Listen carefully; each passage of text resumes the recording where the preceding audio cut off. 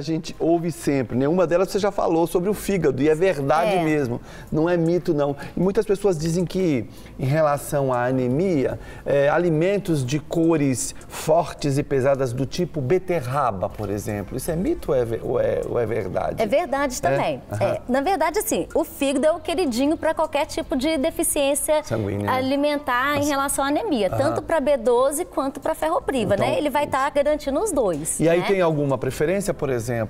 Pode ser frito, cozido? Pode, é igual a doutora Priscila falou, vai da preferência do freguês, né? O importante é o quê? É a dosagem de ferro, ele realmente tem um teor maior de ferro, né?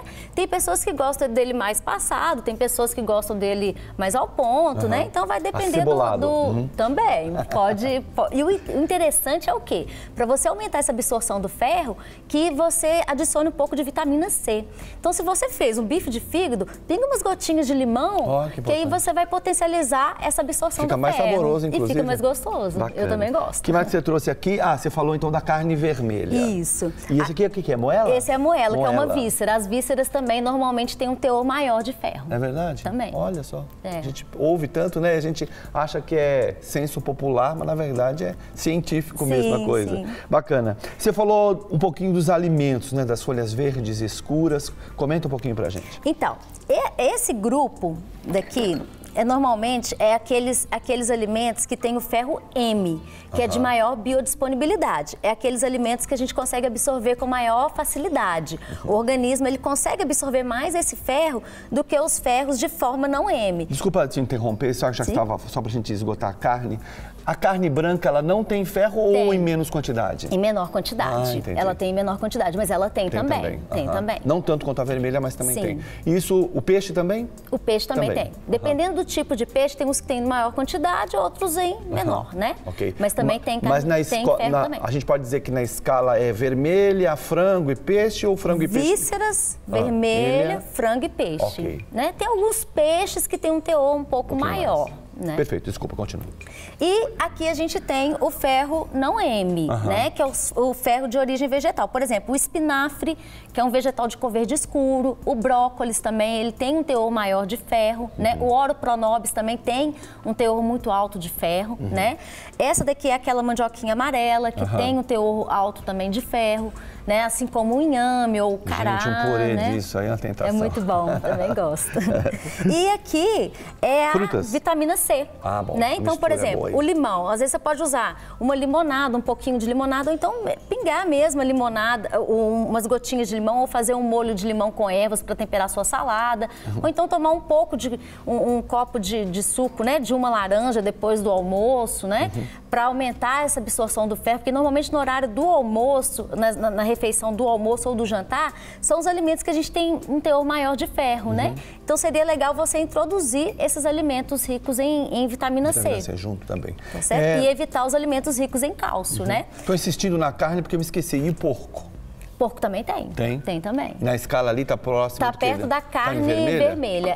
A vísceras, carne vermelha e porco. Isso. Bacana. E esse aqui, o que você trouxe? Então, tem pessoas que não conseguem, que não consomem carne vermelha, né? E às vezes, o vegetal, ele não consegue suprir as necessidades de ferro. E tem muitas pessoas que, com o suplemento de ferro, tem muita alteração gastrointestinal, principalmente em relação ao intestino. Tem pessoas que têm diarreia ou constipação. Né? Então, queixam muito dessa parte de suplementação de comprimidos de ferro, tá?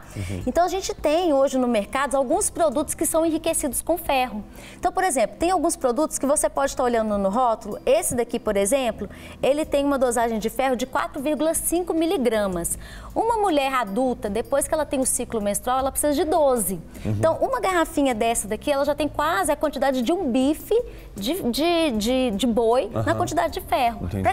São opções para aquelas pessoas que não consomem carne, né? Que a gente pode estar suplementando. Eunice, você está falando aqui, eu vou puxar a sardinha para o meu lado. A importância do papai e da mamãe inserir essa alimentação desde a criança bem pequenininha, né? Porque a gente vê muitas crianças que, não gosto disso, não gosto daquilo, porque, obviamente, o papai e a mamãe não inseriu na alimentação. Eu tenho um caso assim, por exemplo, a minha sogra não era uma pessoa de fazer peixe.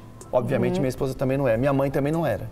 Então, assim, peixe sempre foi uma coisa meio que... Eu gosto muito de peixe por opção, mas não fui acostumado desde pequeno. Então, eu vejo a importância desses alimentos para as crianças, até mesmo para que a gente não possa chegar numa anemia.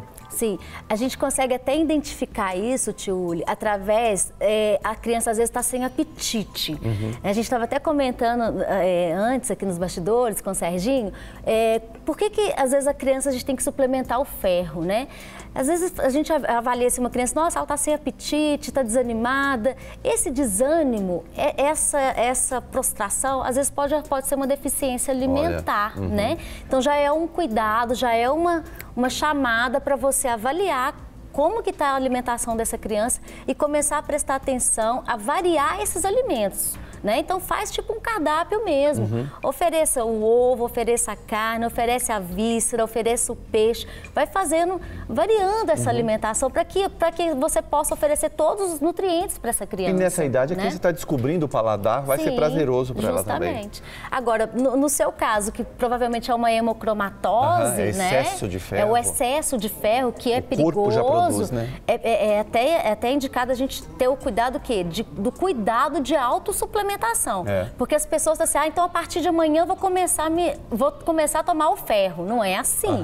É tudo com orientação do hematologista, do nutricionista. Sempre profissional. É importante você ter essa orientação, porque o depósito também, o excesso de ferro no sangue vai depositar no seu fígado. Pode levar a uma cirrose, né? Então você tem que cuidar.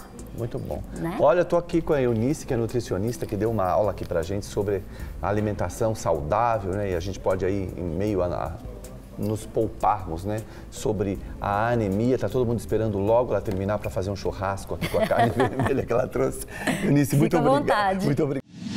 Para receber todas as novidades do canal, inscreva-se. E se curtir o vídeo, clique em gostei. Aproveite para acompanhar a Rede Super nas redes sociais.